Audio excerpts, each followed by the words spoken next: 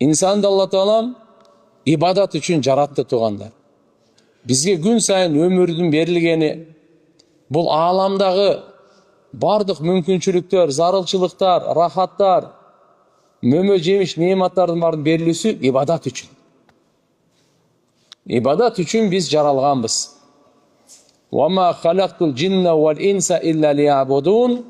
Алла айтып атат, инсан менен жиндерди мен өзүмө ибадат кылыш үчүн гана жаратканмын дейт.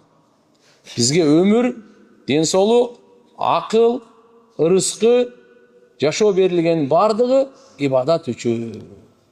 Эгерде ибадат кылбаса, анда биз максатыбызда эмес болуп калабыз. Зарылчылык менен рахат бул биздин максатыбыз эмес.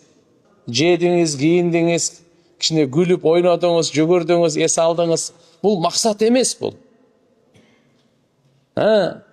Бул бардыгы өтө турган эле нерсе бул.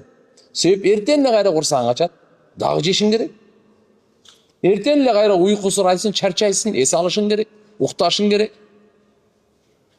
Бул инсандын максаты эмес, инсандын максаты ибадат. Куранда Алла Таала муну айтып койгон. Алла Таалага ибадат кылайлы. Ибадат эки нерседен турат. Буйруктарды аткарышыбыз керек, арамдан сактанышыбыз керек. Экөө тең ибадат.